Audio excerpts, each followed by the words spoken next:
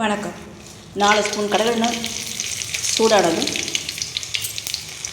1/4 spoon கடுகு, 1/4 spoon சோம்பு, 2 வரமிளகாய், கடுகு, கருவேப்பிலை, பொடியாக நறுக்கிற சின்ன வெங்காயம் கைப்பிடி அளவு, இளம் பொன்னிறமாக கண்ணாடி பத அளவு வதங்கினதும்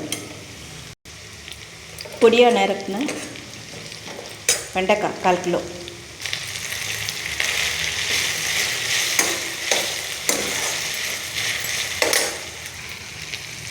தண்ணியே விடாமல் எண்ணெயிலே நல்லா வதங்கணும். அதுக்கு தான் 4 ஸ்பூன் எண்ணெய் விட்டுருக்கு.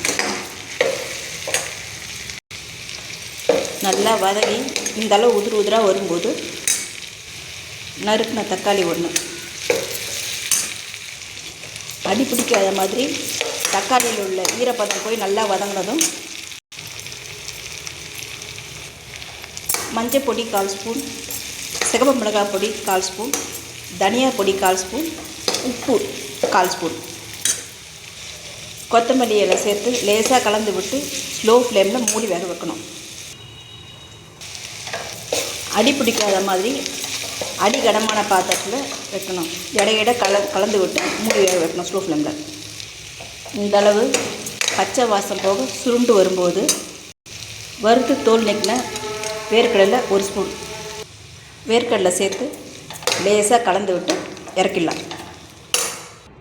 வெண்டைக்காய் பொரியல் சாம்பார் சாதம், ரச சாதத்தோடு சாப்பிட்லாம்.